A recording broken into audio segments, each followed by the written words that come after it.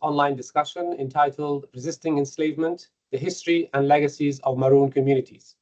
My name is Maher Nasser, and I'm the Director of the Outreach Division of the United Nations Department of Global Communications. Today's discussion is organized by the United Nations Outreach Program on the Transatlantic Slave Trade and Slavery. The program raises awareness about the global histories and legacies of the transatlantic slave trade and the enslaved Africans and their descendants. At the United Nations, we recognize that convening scholars of a discussion such as this one is not just about history. A vital analysis of history is an act of truth-telling that challenges us to remember and confront this difficult past. It is about the ongoing struggle for justice, dignity, and equity. Our conversation today focuses on the significance of Maroon communities connected to the transatlantic slave trade and slavery. Maroon self-liberated themselves from enslavers.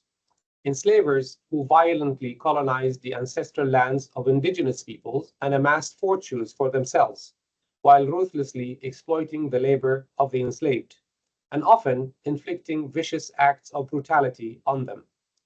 In one of the most appalling and traumatizing eras in human history, based on the lie of white supremacy that still echoes today. Against the odds, Maroon peoples escaped enslavement and forged communities in remote areas that were difficult for enslavers to reach. They created their own government, trade, and military defenses. Maroon communities posed a direct challenge to the system of enslavement and left a legacy of freedom-making and empowerment in the countries where they lived. Nicole Hannah-Jones, creator of the New York Times Magazine 1619 Project, commented in her keynote address to the United Nations General Assembly in March of 2022, marking the International Day for the Remembrance of the Victims of Slavery and the Transatlantic Slave Trade, that, and I quote, "The defining story of the African diaspora in the Americas is not slavery, but our resistance to it, of people determined to be free in societies that did not believe that they had the right to freedom," end quote. Learning more deeply about the stories of the Maroon peoples, awe-inspiring courage, defying enslavement can help us to cultivate solidarity with each other and drive our collective efforts to build a world free from racism, discrimination, bigotry, and hate, with human rights, dignity, and opportunity for all. It is now my privilege to welcome our esteemed panelists who will share nuanced historical analysis with us about Maroon communities in various countries. We're very pleased to have with us today Dr. Jeffrey Ritchie, Professor of History at Howard University, who will moderate the discussion. Dr. Inés López dos Santos, Professor at the Universidad Federal Fluminense in Rio de Janeiro State. Dr. Marlene Doubt, she has Professor of French and African Diaspora Studies at Yale University. Dr. Harcourt Fuller, Associate Professor of History in the Department of History at Georgia State University. Dr. Cheryl White, Senior Lecturer and Coordinator for Archaeology at the Anton de Koom University. Professor Ritchie, the floor is yours. Thank you. Welcome to our panel discussion, Resisting Enslavement, the History and the Legacies of Maroon Communities. I'm Jeffrey Ritchie, Professor of History, the African Diaspora at Howard University, and moderator of today's panel. Before we begin, let me acknowledge the United Nations Outreach Program on the Transatlantic Slave Trade and Slavery, especially the organizational work of Jayashri, Wyatt, Beatrice D'Alessandro, and team members. Our panelists today all focus on questions of racial justice, linking the past to the present, and educating people in public as well as academic spaces. Their particular biographies are available online, and I'll refer to them in order of speaking. Our first speaker, Inés López dos Santos, is a professor of history at Fluminense Federal University in Rio de Janeiro, and shall provide remarks on Maroons in Brazil. Marlene L. Dowd is a professor of French and African diaspora studies at Yale University and will comment on Maroons in Haiti. Harcourt Fuller is professor of history at Georgia State University and will provide remarks on Jamaican Maroons. Cheryl White is senior lecturer at the Anton de Kom University, Suriname, and will comment on Maroons in Suriname. I'll conclude the panel with some remarks on Maroons in the United States. Each panelist has 9 minutes. I'll signal before your time is up. We shall conclude with a Q&A. Please use the chat function for your questions. Identify yourself and institutional affiliation if relevant. Let's begin with Professor Dos Santos on Maroons in Brazil. So, hello everyone. My name is Inay Lopes dos Santos. And first of all, I'd like to thank the United Nations for inviting me to discuss this vital topic, which is essential to understanding both the past and the present of societies shaped by modern slavery. Second, I'd like to greet my colleagues and express how honored I feel to share this panel with you. So, in Brazil, the topic of the history and legacy of quilombos or Maroon communities is extensive and complex, offering various perspectives for discussions. For this presentation, I organized my speech in 3 parts. First, an overview of the historical dynamics of quilombos in Brazil. Second, I look at the main demands of quilombolas communities today. And the third, I hope that I can talk about this last one, how the quilombo experience has become an analytical category for prominent Brazilian intellectuals, turning into a key concept for interpreting Brazil. So, the emergence of quilombos in Brazil is directly tied to slavery, which was established in the 16th century with the arrival of Portuguese colonizers. Quilombos were communities primarily formed by runaway enslaved people, mainly composed of Black people, but also included indigenous people and occasionally poor or marginalized white individuals from colonial society. The formation of quilombos varied according to local geography and the needs for their inhabitants, ranging from small family-based groups to large complex communities.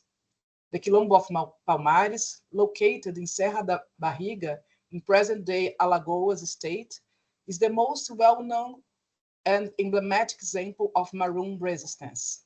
Founded in the end of the 16th century, this Quilombo exists for over 100 years, and this primary leader was Zumbi dos Palmares, who became a symbol of Black resistance in Brazil. While Palmares is the most famous, many other quilombos formed across Brazil during the colonial period and later during the Brazilian Empire. For instance, the Quilombo of Funchal in Maranhão shattered hundreds of escaped enslaved individuals, while the Quilombos of Cafundá and Tinguá appeared in Rio de Janeiro. In Minas Gerais, the Quilombo of Diamantina region provided refuge for those escaping the exploitation of gold mines. Another interesting dimension of Quilombo history is their networks with Brazilian abolitionist movements. The Quilombo of Leblon in Rio de Janeiro is notable as a urban Quilombo that provides shelter to runaway slaves from the imperial court and cultivate camellias, the flower symbol of abolitionism in Brazil. The Quilombo of Jabaquara in Santos similarly housed many runaway enslaved from coffee plantations in São Paulo. With the abolition of slavery in Brazil in 1888, Quilombola lands became constant, especially as Brazil's agricultural frontier expanded. Without formal land titles, many Quilombolas communities were forced to abandon their lands, while others fought to retain control over their ancestral territories.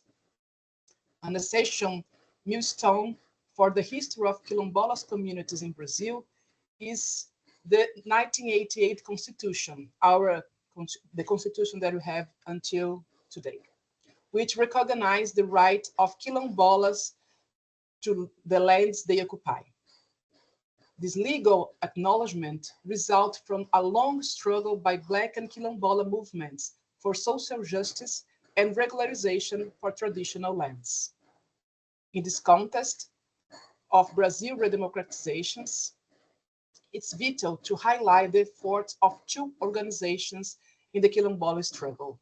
The first one is the Fundação Cultural Palmares, Palmares Cultural Foundation, created in 1988, that aims to promote and preserve Afro-Brazilian culture.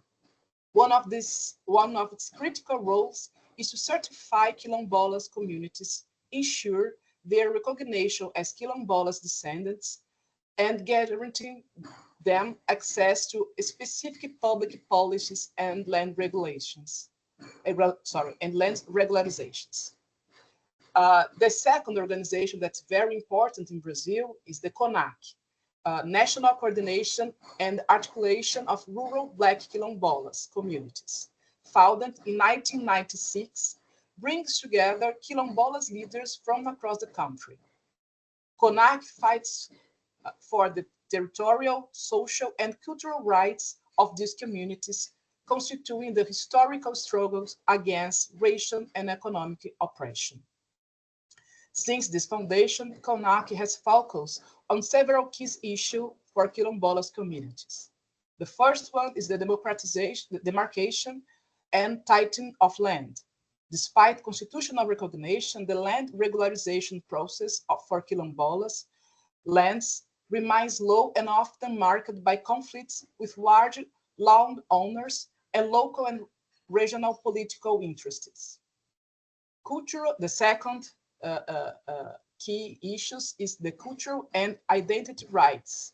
CONAC also works to preserve the traditionals, costumes, festivals, and cultural expressions that define Quilombo identity. It combats structural racism and the historical erasure of Quilombo's contributions to Brazilian society.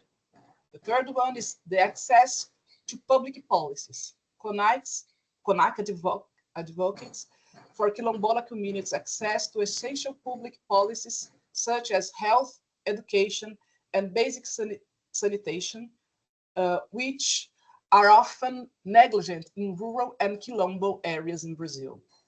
And the last one is the international relations and alliance. CONAC has established partnerships with social movements and international human rights organizations. These alliances raise global awareness of Quilombola struggles and pressure the Brazilian government to hold up its obligations to these communities.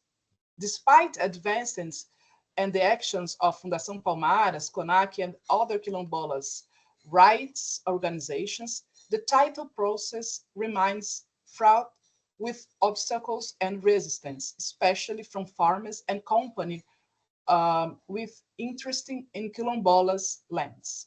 Today, more than 60,000 Quilombolas communities are officially recognized in Brazil, encompassing over 1 million people.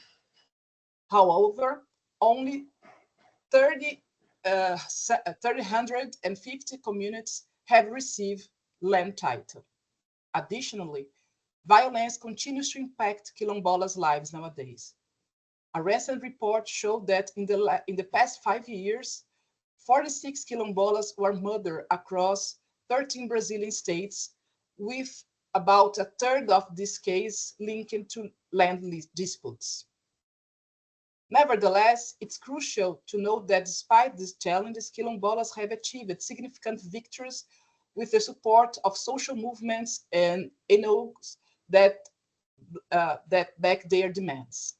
In addition to the land struggle, Quilombolas play a vital role in environment preservation.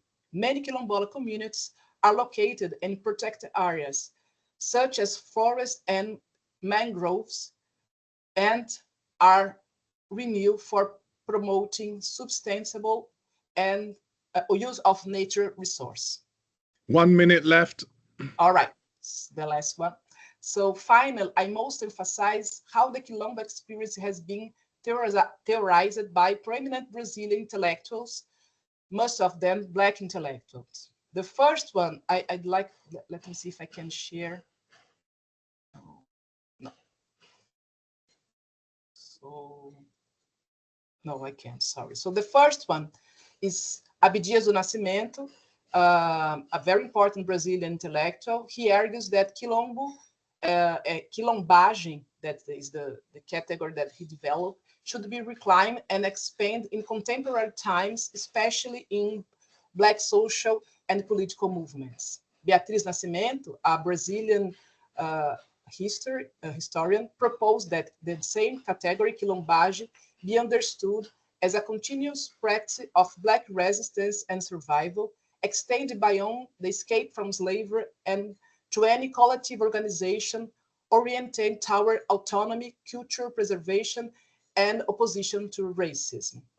And the last one is a very important, and he passed away last year, is Nego Bispo. He was a quilombola intellectual. He defended that quilombo represents a community life project that embodies values of solidarity, cooperation, and respect for the nature. For him, the quilombo goes beyond military or territorial resistance, embodying a model of self-sufficiency and sustainability that stands in opposition to the capitalist logic and individualism imposed by Western society. This intellectual contribution of these three authors further validate the historical and formative role that quilombos have in different American society. As Negro Quilombo wise up it's all beginning, middle, and beginning. Thank you very much. Thank you, Professor Lopes dos Santos, for that very interesting discussion of the quilombos in Brazil. We have a question from Mika. I am a student of a South American university in French Guiana. I wanted to ask a question. What was the name of the Maroon resistant seen as a symbol in Brazil? Could you repeat? What's the name? What was the name of the Maroon resistance seen as a symbol in Brazil? Well, the name of Brazilian Maroon resistance? Yes, they're asking for the symbol. Can you see that? Pardon? Konak? Konak? I don't know. The question's in the chat. I don't know if you can access the chat, but that's what the question says. I guess I can check. Okay. No, but...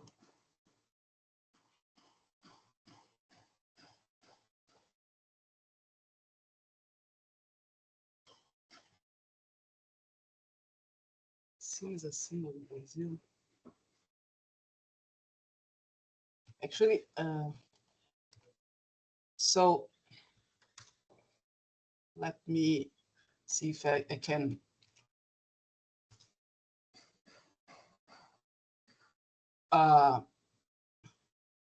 Okay. The name of the Maroon Reasons is Zumbi dos Palmares. He is the symbol of the Maroon fight in Brazil. He's a very important leader at Quilombos dos Palmares. And at the beginning of the 20th century, the Black movement in Brazil recognized him as a kind of hero of the Brazilian nation. And now the day that he died is a federal holiday. So he's a very important name. He's the main important name of Maroon resistance in Brazil. Thank you. Let us move on to our second speaker for today's panel, Marlene Doubt. Marlene, take it away. Thank you so much, everyone, for being here. I get to have the honor to try to share my computer be the first one to try to share my screen. So I hope that in a minute you'll be seeing a slideshow. It should say the first Haitians as abolitionists. So hopefully you see that. All right. So the question I want to broach and try to sort of lay out the response to today is, why is Marronage less visible in contemporary Haiti, and why is Marronage a fraught subject in contemporary Haiti? So in order to do that, we have to start by going backwards, way backwards, to really understand the history of the island, and it's in particular Marronage on the island. So we have to go back again to 1492, to Columbus's arrival on the island that was called Haiti, which he renamed La Isla Hispaniola, or Hispaniola. Before the Spanish arrived, Haiti's original inhabitants lived in 5 main principalities, spanning more than 75,000 square kilometers. So that's what you're looking at here: Magua, Marién, Maguana, Jaragua, and Igué. Of course, there was never a peaceful coexistence between the Spanish and the Haitians, or First Haitians, as Haitian intellectuals call them, because Columbus and the European invaders made immediate war against the natives who were resisting their domination. A cacique leader named Caunabo, who ruled over Maguana, led one of the most ardent oppositions. But in 1496, the Spanish captured Caunabo and attempted to deport him to Spain. Though Caunabo died on the ship before he reached Europe, the spirit of Haitian freedom did not perish with him. A few years later, the Spanish arrested his wife, the cacique queen of Jaragua, Ana Cauna. She had refused to become the concubine of a Spanish official. In response, the Spanish executed her with several hundred Zaraguans. Still, resistance continued. In 1519, Ana Cauna's nephew, Enriquillo, escaped into the mountains. After amassing arms, he convinced hundreds of other Haitians, as well as dozens of enslaved Africans, to follow him. Enriquillo subsequently waged a 14-year war of resistance against the Spaniards, establishing a Maroon community in the mountains of Bajuroco, which is presently this day in the Dominican Republic. Enriquillo's rebellion only ended when he agreed to a dubious peace treaty, by which he had to lay down his arms and send the enslaved Africans back to the Spanish. Although Enriquillo's brief submission in 1533, he died 1 year later, marked the symbolic end of indigenous opposition, his defeat was hardly the end of the story of anti-slavery and anti-colonial resistance on the island. In fact, it was only the beginning. There was always coterminous enslaved African rebellion too. In 1501, the Spanish king and queen passed a law authorizing the transportation of captive Africans to La Española for slavery. The newly arrived Africans tried to escape or wage war nearly as fast as the Spanish could force them onto the island. The largest armed revolt of some of the first Africans on the island happened in 1521 on a plantation owned by then governor of the colony, Diego Colón, son of Christopher Columbus. The day after Christmas, in what became known as the Christmastime Rebellion, Africans enslaved by Diego joined together with those from a neighboring plantation and took up arms. They attacked their enslavers and set fire to several plantations. When their actions did not lead to general rebellion, the enslaved freedom fighters retreated to the mountains. When Diego returned and learned of their attempt at freedom, he gathered his troops and led them in pursuit of those he called the rebels. Diego's troops subsequently beat and killed most of the freedom fighters. The key point is that Europeans were only able to severely reduce the native populations of the Americas through violent warfare. This is our monuments to Hatui, who actually was born on the island of Haiti, Hispaniola, but was deported to Cuba, for example, where he led his own opposition when he instructed those in his group to throw all the gold they could find into the sea, after which he was executed. And Europeans were only able to institute and maintain the transatlantic slave trade and chattel slavery by outright dismissing and viciously suppressing blatant protest of their actions, such as that led by Hatui. Still, European violence against Native Americans and captive Africans is only one side of the story. The other, less popularly discussed side reveals that enslaved individuals acted persistently to free themselves, which is why I call them abolitionists. The earliest rebellions and other attempts to resist slavery and colonialism on Haiti, as well as on Cuba, Jamaica, and elsewhere in the Americas, demonstrate that opposition to colonialism and the transatlantic slave trade was far more complicated, nuanced, and complex than is usually portrayed in European accounts of their so-called settlement of the New World. We can carry this perspective forward into the age of the Haitian Revolution. In 1697, the French took over the western side of the island, renamed it Saint-Domingue, and in only 1 century's time forcibly transported 900,000 captive Africans to toil as their slaves. Sugar was king in Saint-Domingue and earned the colony the dubious reputation of the Pearl of the Antilles. The white French colonists of Saint-Domingue subjected the Africans they enslaved to some of the cruelest tortures in the Atlantic world. But of course, the enslaved continued to resist. One of the most famous early accounts of enslaved resistance is that of a fugitive enslaved man named François Macandal. The white French colonists accused him of using poison, as well as a vast network of runaway slaves, or Maroons, to sow the seeds of rebellion in Saint-Domingue in the 1750s.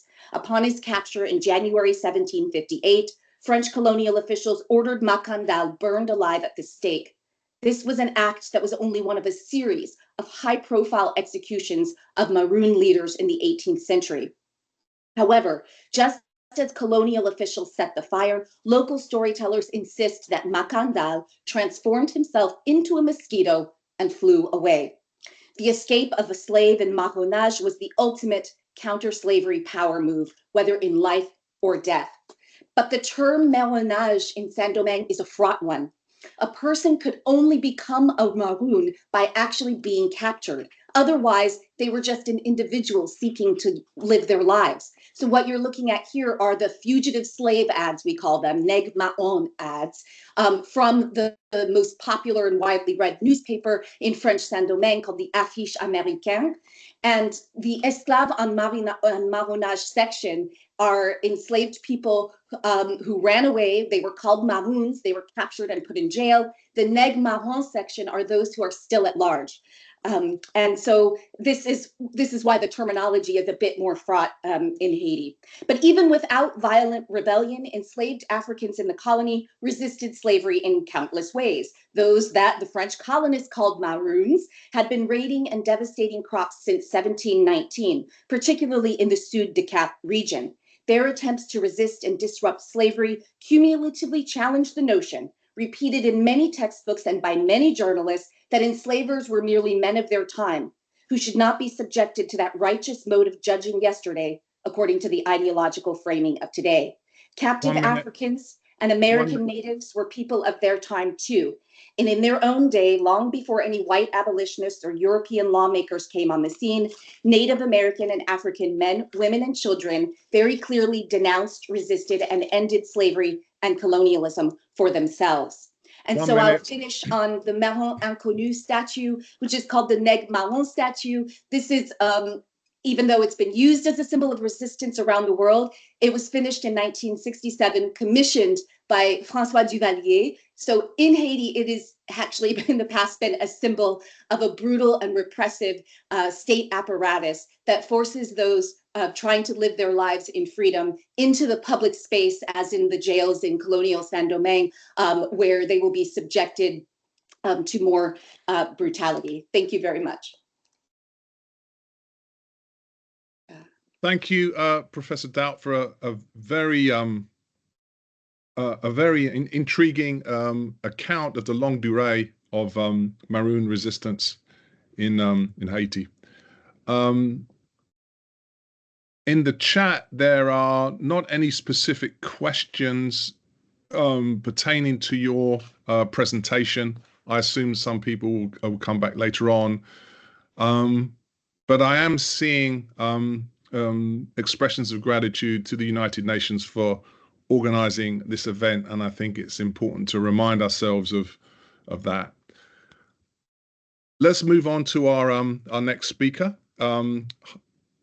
Harcourt Fuller will be addressing the topic of Jamaican Maroons.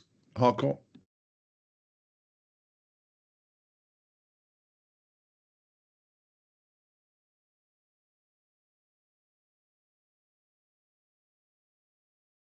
You are mute. You're okay.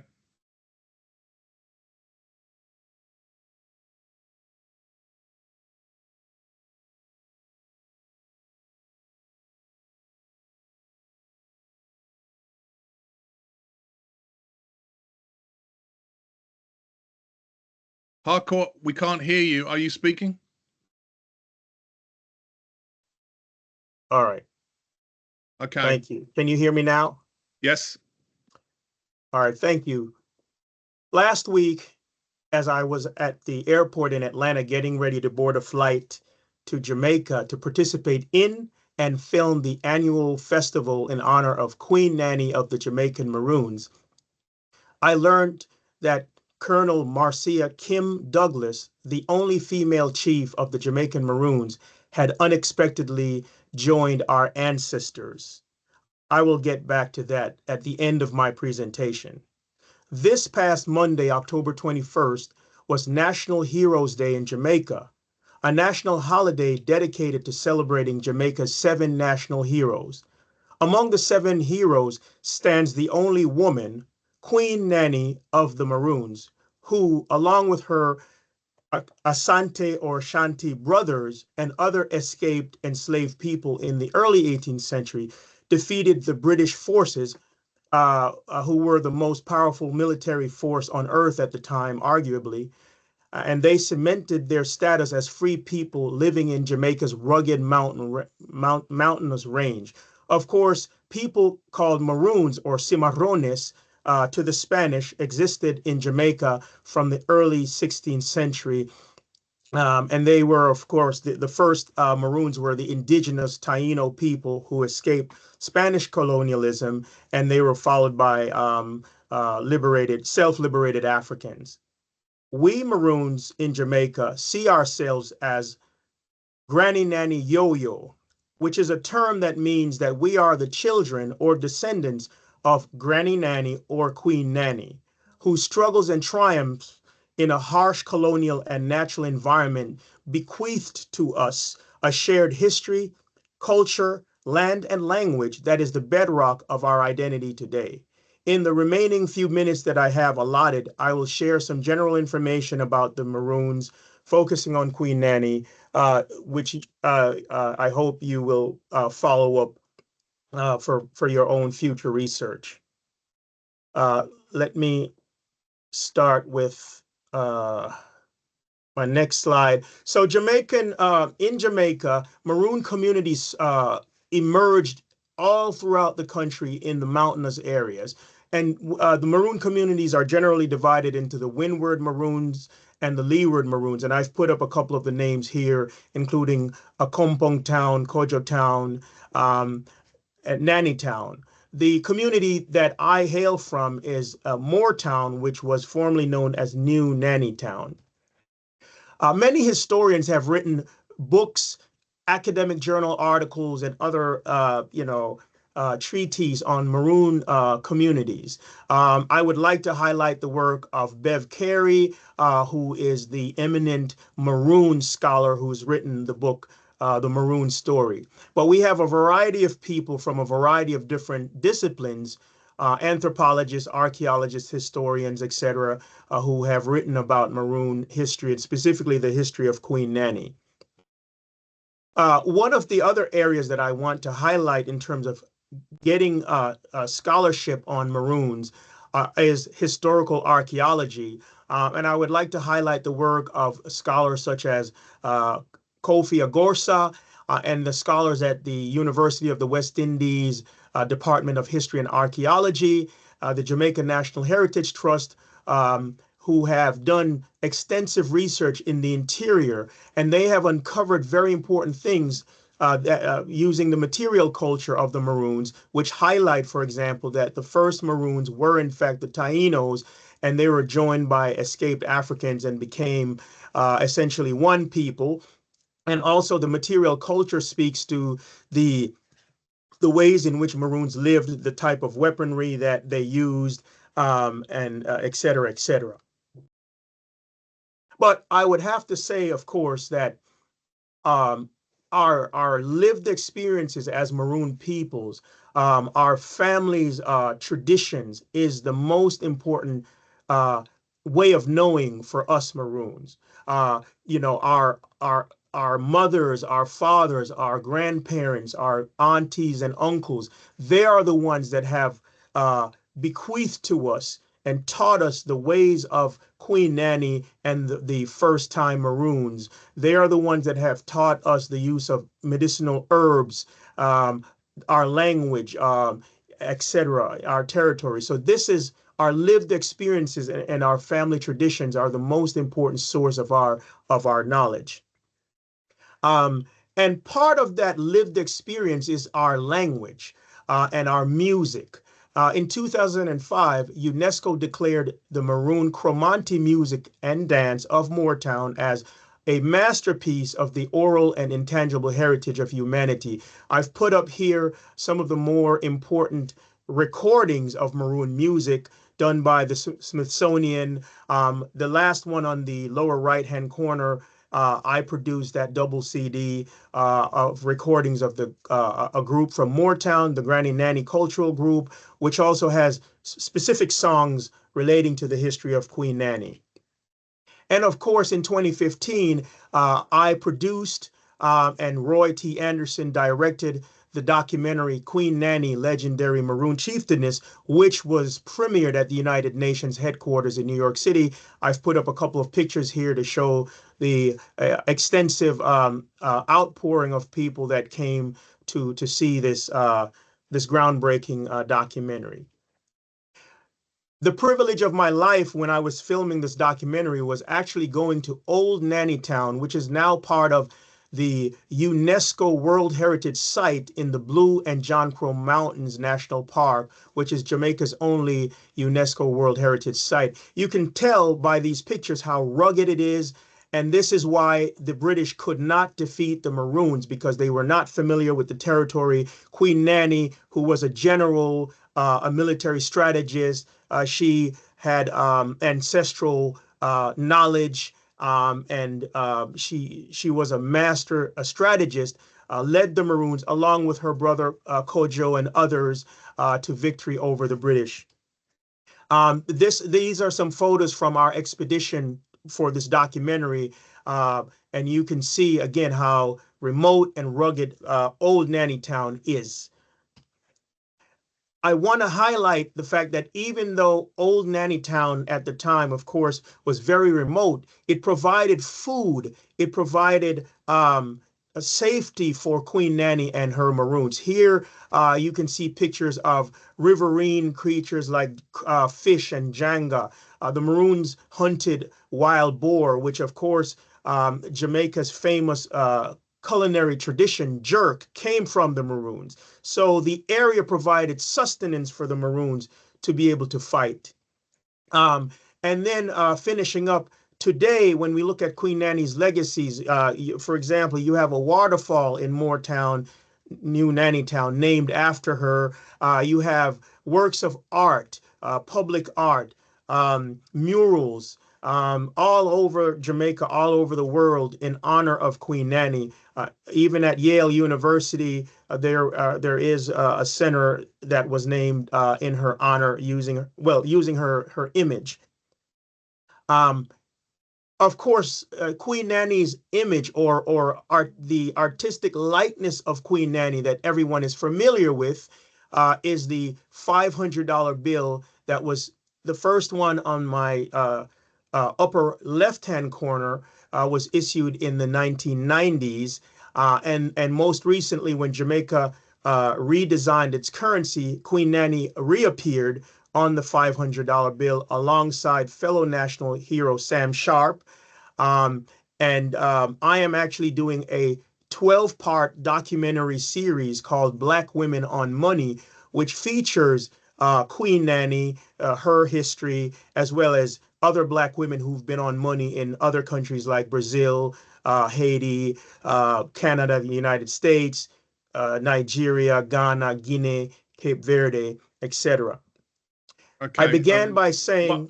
One minute, Hoggle. Thank you. I began by saying that when I was traveling to Jamaica, last week for the Nanny Day Festival. And here are some pictures. This is a festival, a 3-day festival in honor of Queen Nanny, where Maroons from all of the other communities come together to reaffirm their bond, to support each other. We had members of the indigenous Taino community. We had visitors from Nigeria, specifically a group of Igbo royals, all coming together. And I would finally like to end my presentation by paying tribute and honor to Chief Marcia Kim Douglas, who unexpectedly joined our ancestors while I was coming to Jamaica to see her. We love you, Chief Kim, and may you dance with the ancestors in glory. Thank you very much. Thank you, Dr. Fuller. We have a question for you from Janicia Bygrave.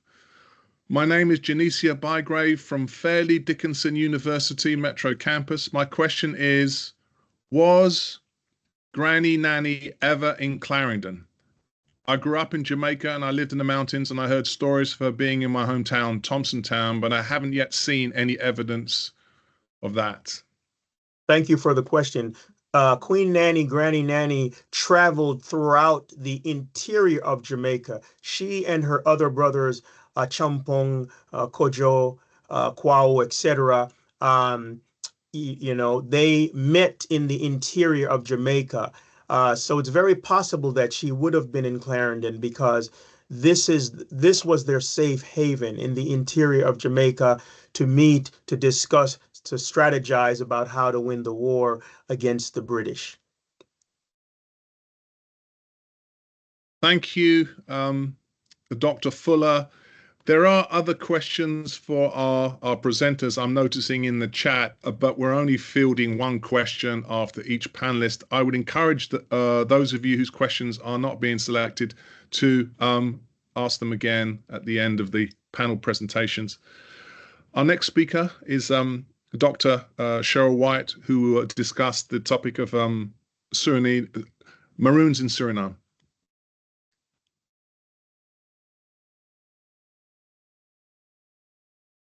Hello, everyone. Let me just get my screen up. Okay, give me a moment, please.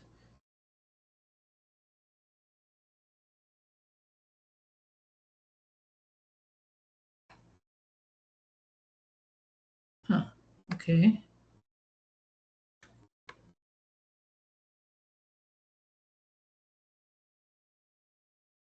I'm not seeing, give me a moment, please. I'm not seeing my PowerPoint, which is already open. Let me try again.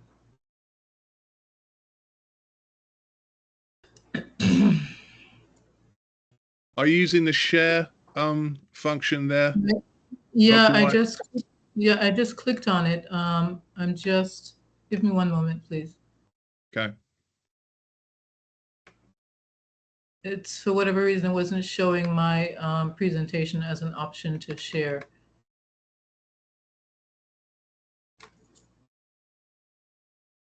All right, let's try this again.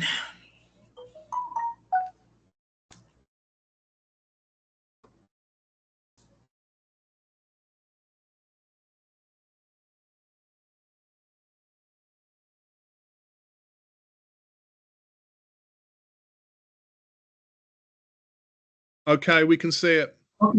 Okay, I see it now. Yeah.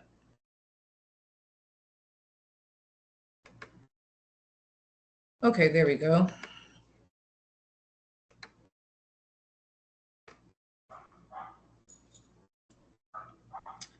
Okay. Hello, everyone. Good morning, good afternoon, and good evening to some of you. My name is Cheryl White, and I am the senior lecturer here at Anton de Camp University in Suriname. And I'm also a historical archaeologist. I focus mainly on African diaspora and more acutely Maroon history here in Suriname. And I want to talk today a bit about the role of heritage in 21st century Maroon studies.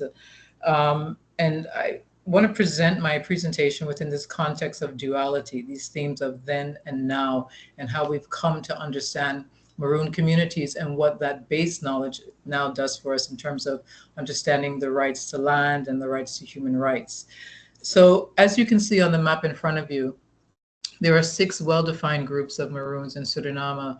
We have the Aluku, the Quinti, the Matawai, Paramaka, Juka or Okanisi, and the Saramakans.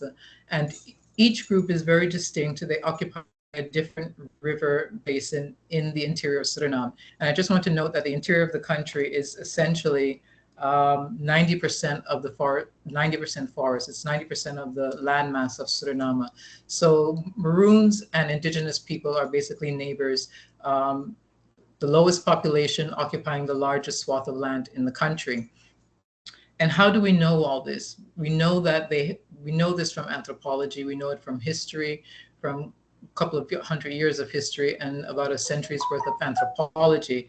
And this information has helped us learn that Maroons currently, then and now, currently live by way of slash and burn agriculture. They have a very well-defined traditional authority system. They have a matrilineal clan order, meaning that they trace their ancestry to apical female figures. So for example, the Saramakans are 30. Yes? Cheryl, I apologize. I'm just cutting in because it looks like you might think you're on your map slide, the next slide, but we're just seeing the front cover of your slideshow. Oh, okay. And you may want to just put it into presentation mode as well. It is in presentation. It is in presentation mode.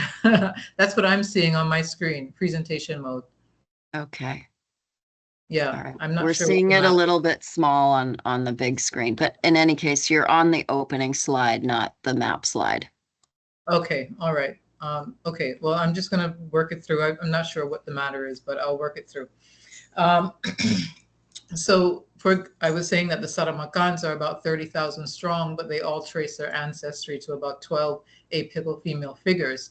And again, we know this because of the extent of anthropological research that has been done, oral historical testimonies that have been gathered via the anthropological work, and as well as archival documentation.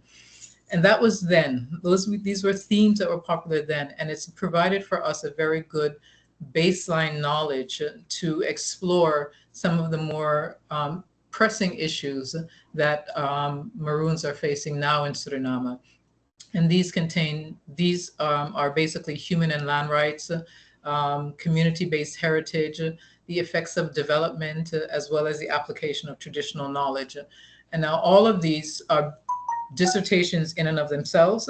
I don't think we have the time to really go into detail in all the topics. But if you are interested in effects of development, Marijke Hemskerk, she's a Dutch anthropologist. She's done an extensive amount of work on the ground with Maroons in terms of artisanal, small-scale gold mining in their traditional territory. There's also the research of Tanya Funkel, who studies traditional knowledge and how the decision-making apparatus within traditional Maroon clans affects their ability to engage with development activities in their traditional territory. Now, what I'm going to focus on is really a conversation about human and land rights and how community-based heritage sort of intersects with that. Really and truly, the human and land rights, I think, is the umbrella from which all of these topics sit under. Now, again, the pervasive theme here is that in the late 1990s, early 2000s, the Saramaka Maroons basically sued the government. They went to the Inter-American Court of Human Rights and launched a case of the Saramaka people versus the government of Suriname. And the express point was failure to recognize the legal personality of the Saramaka people. And this was also a UN convention. They also asserted that a UN convention had not been recognized, the Convention on the Elimination of Racial Discrimination.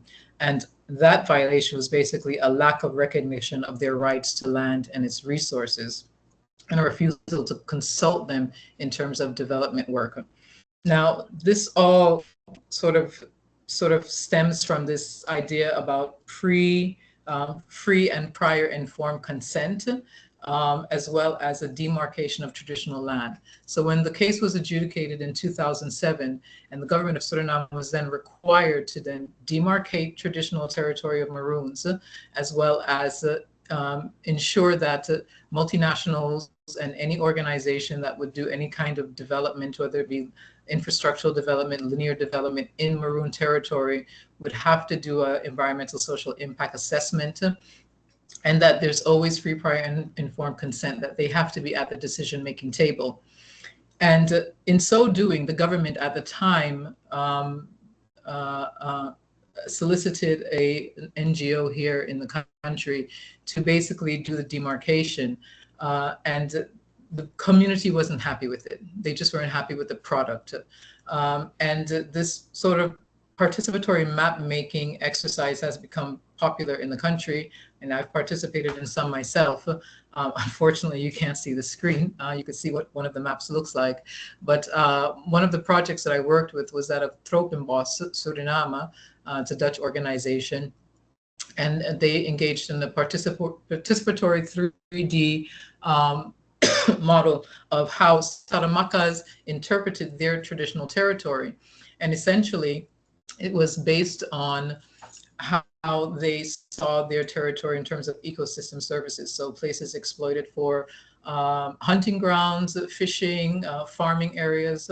My role was to gather information on tangible heritage sites, and as well as locations of intangible heritage, places of social memory, and so on.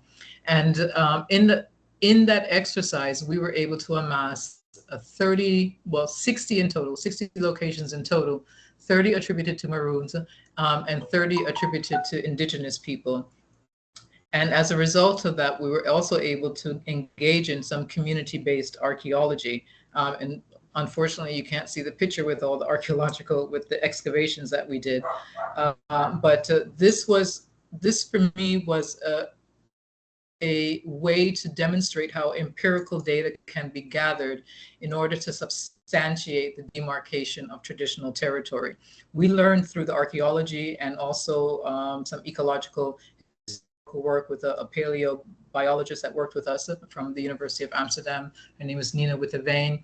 We learned about what they were actually cooking in the pots that we excavated out of the ground. So what subsistence was consisted of.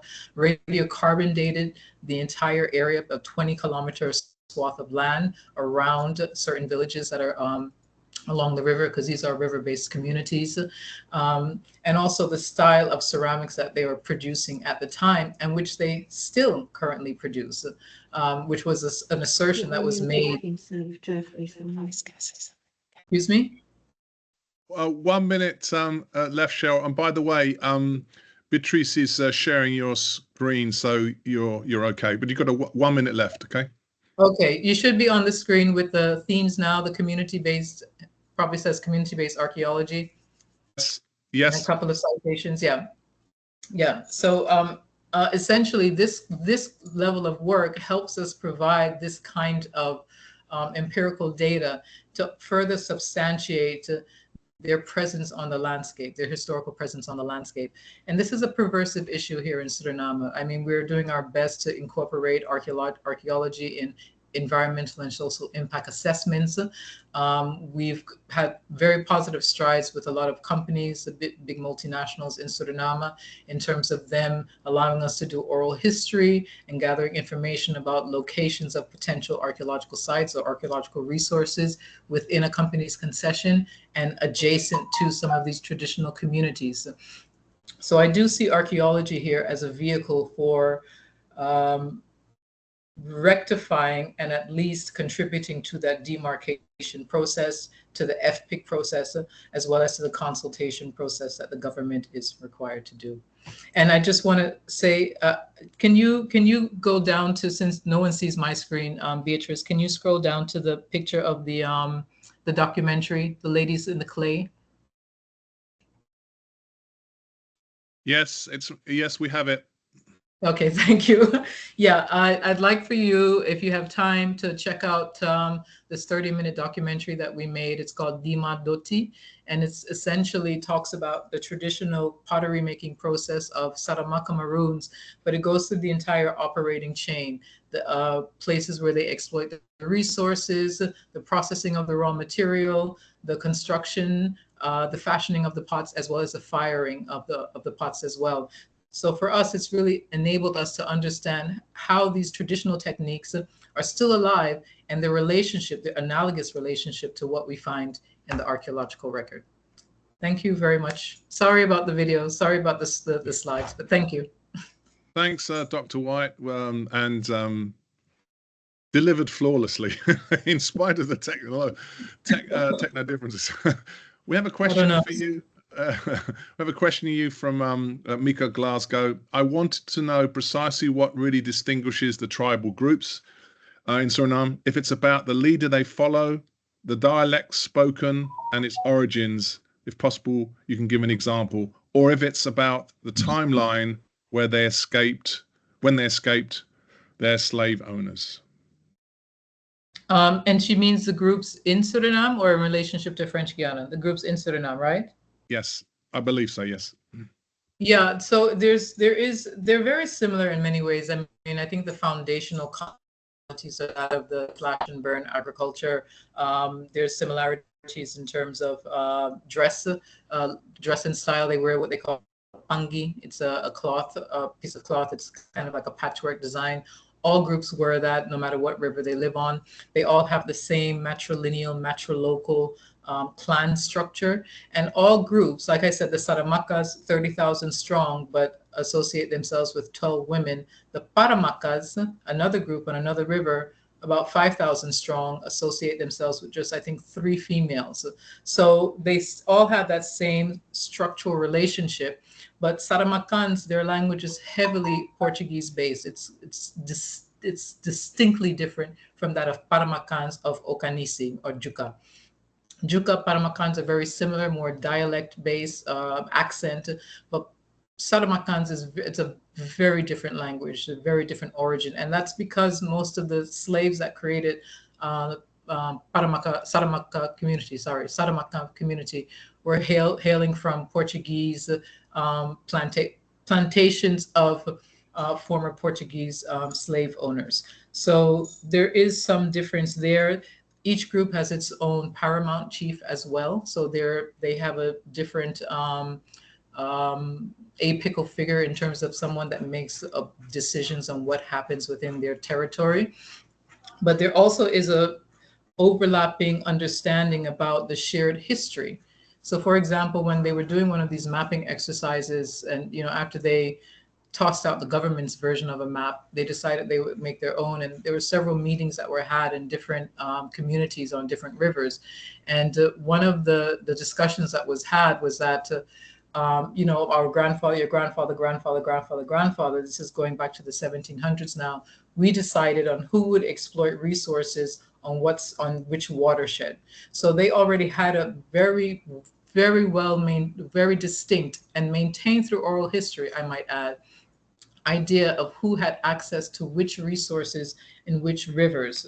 So there are different groups, different locations, somewhat different cultures, but I think the main differentiation is language and also some cultural practices. The Saramakans, when a young lady reaches her menarche, they have a whole celebration. They call it koyo.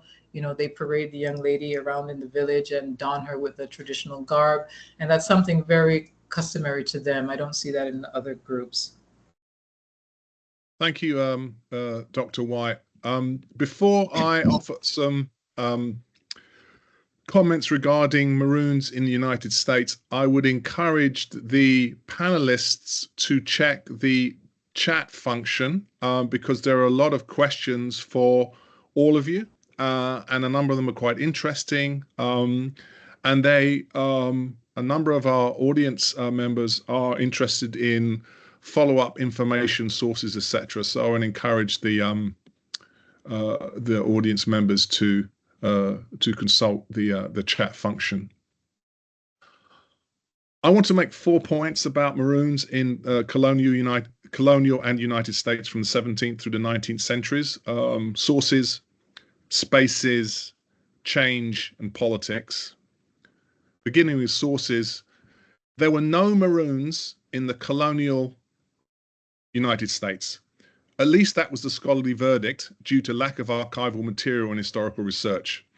The absence of major conflicts between Maroons and state power in the United States compared to Brazil, Jamaica, Suriname, etc., was a major reason for this lack of documentation. Thus, it is always important to remember the lack of Maroon voices compared to those of slaveholders and state officials in the United States. The reason why we know more about Maroons in other slave societies was because we have records of extensive conflicts, trade relations, and contacts with colonial polities. Spaces. Some pioneer historians, usually African American or Marxist, together with recent research by historians and archaeologists, have revealed Maroon spaces in North America.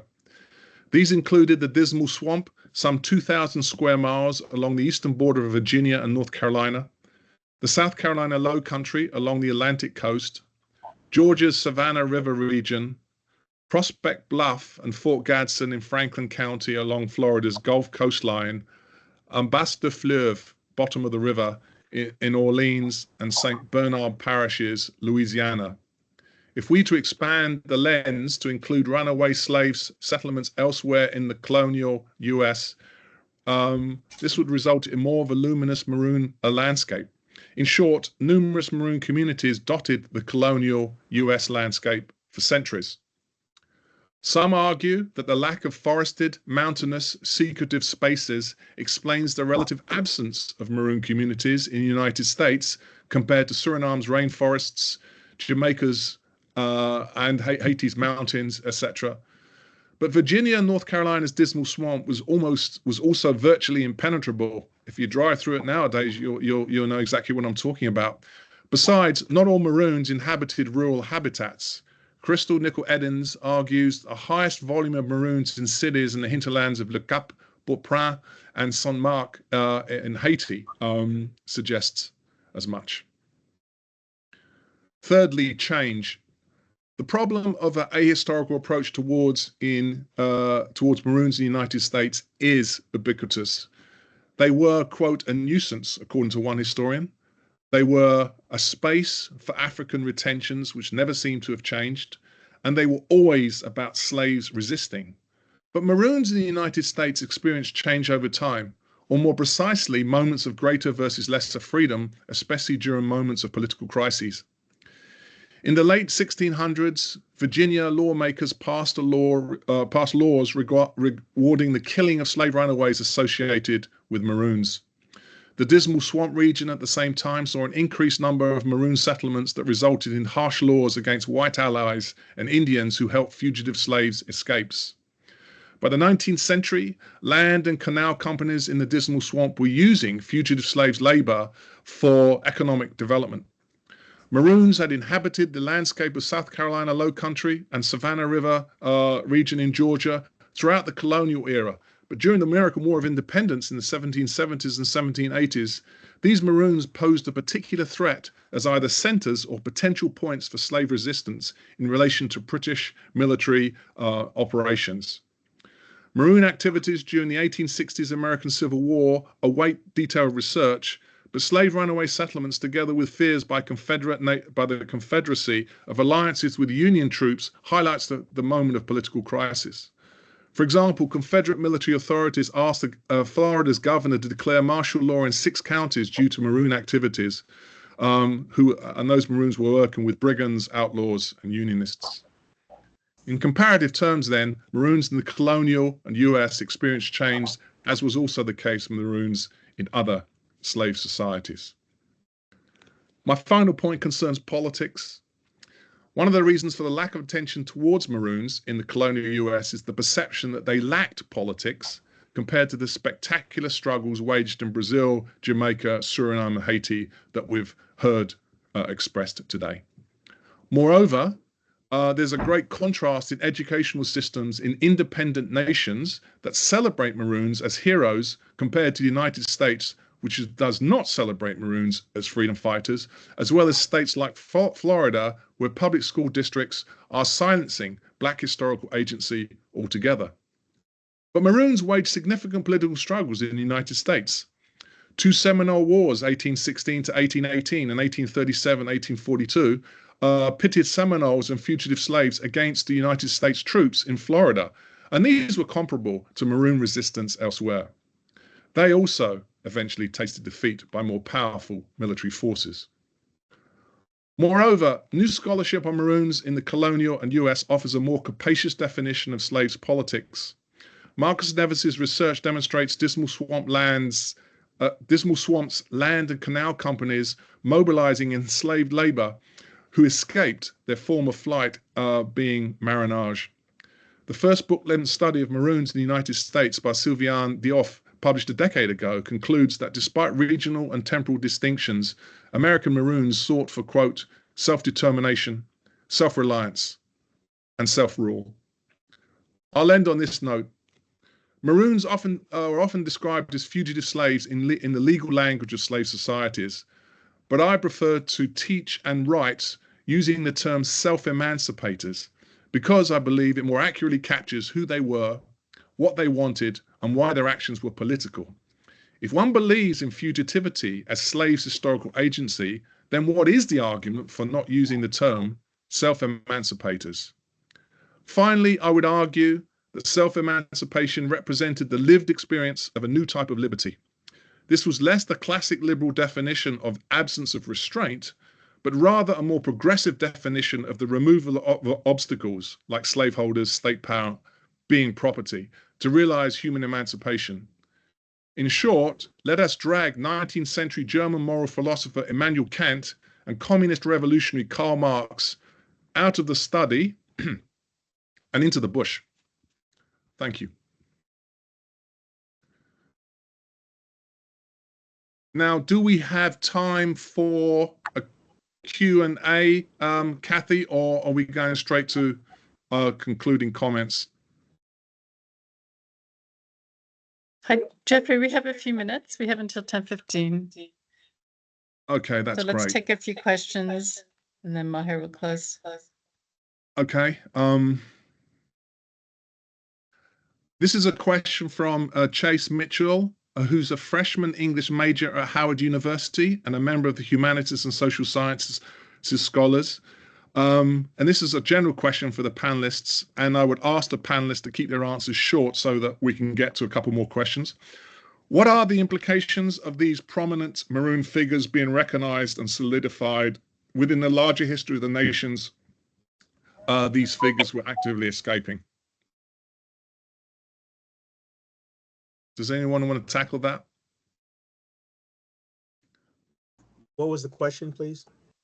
What are the implications of these prominent Maroon figures being recognized within the larger history of the nations they were actively escaping from? I mean, if I may briefly, I think that traditional studies of slavery focuses on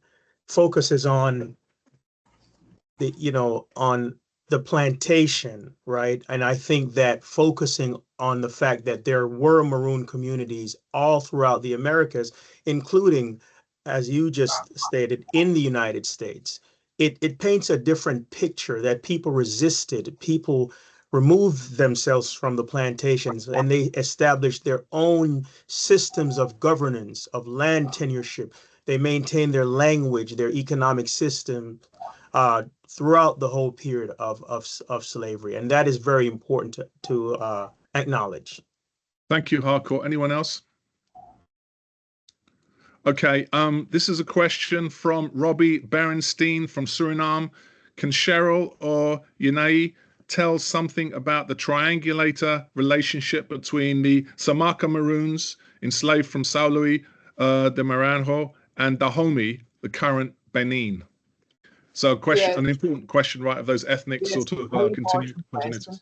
So actually, in Brazil, we have a lot of different African origins in our slave people. So in this case, and the Maroons enslaved from São Luís, we have a lot of Africans that came from Dahomey Kingdom, and it's very important because these Maroon communities build a kind of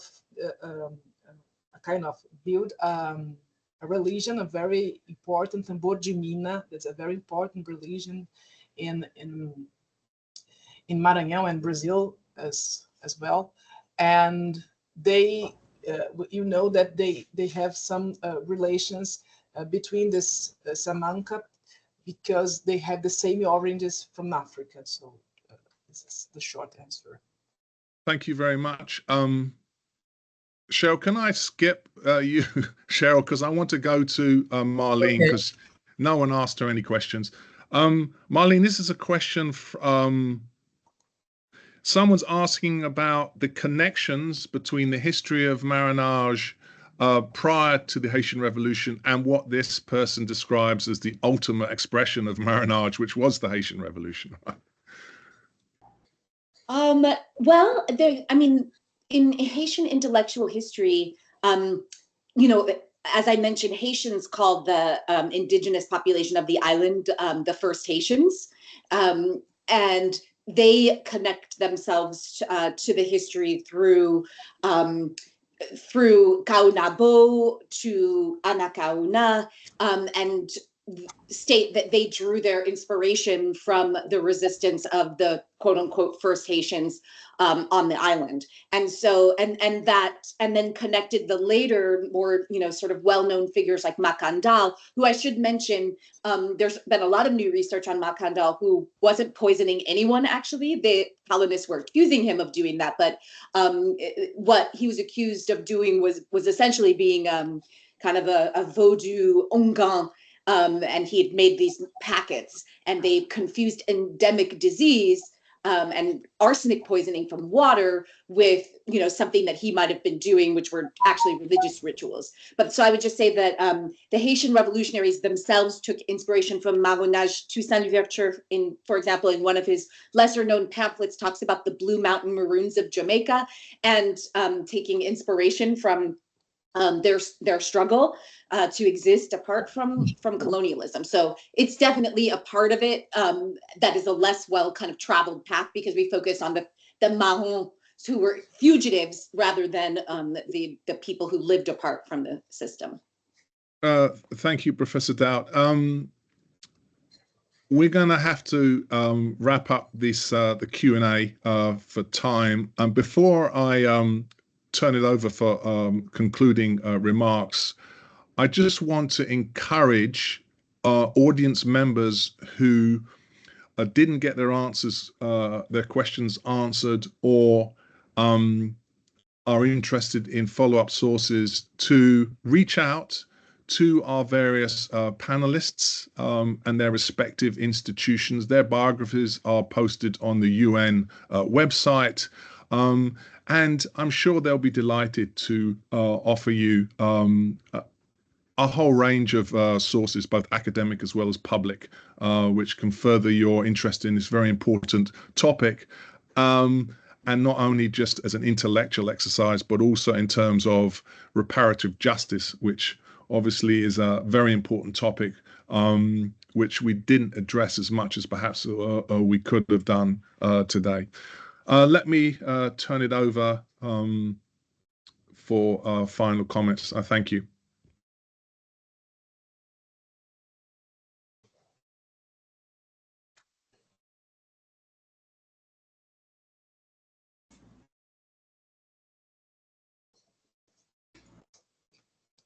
Can I start it?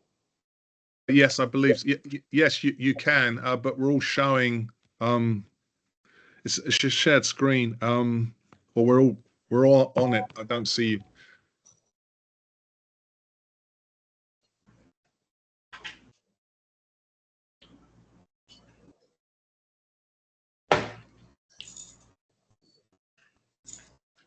Beatrice, are we having concluding comments from our? Just can you? Yeah, there we go. Yeah, sorry. Are you going to do concluding comments as panelists, or we don't have time for that? No, we don't. we don't have time. I think you'll be closing us out. Well, thank you. I have very little to add to this incredible and rich presentation that we have seen. I do remember the screening of the film Queen Nanny at the UN, and I also remember seeing some of you here in some of the programming that we have had. I think what we would like the audience to take away is that this is the beginning for them, if this is the first time they have encountered your expertise, to reach out, as Professor Karichi suggested, to you individually for the questions that were not answered. And if they need a way to get to you, they are on our mailing list, they can write to us, and we will be happy to do that. Like, history is not about studying the history, it's also about learning from it and looking into the ills of society today that feed on that history and the legacies of resistance that will need to feed the continued resistance of that legacy. Racism has no place in modern society. It still exists. The dehumanization of the other that enables atrocities to continue in parts of the world today, that has no place in history in the world today. That yet it exists, and it is upon us to fight it with the principles that are enshrined in the Universal Declaration of Human Rights. And human rights, many of you spoke about taking a human rights and a rights approach to dealing with those issues. So really thank you immensely for being with us today. And I would like to thank Beatrice and Kathy and Jayashri, Ngosia, and the team for putting this together. Thank you also for the audience for being with us. I see that we have had really high numbers of people who continued with the panel and the webinar. Thank you again. Thank you.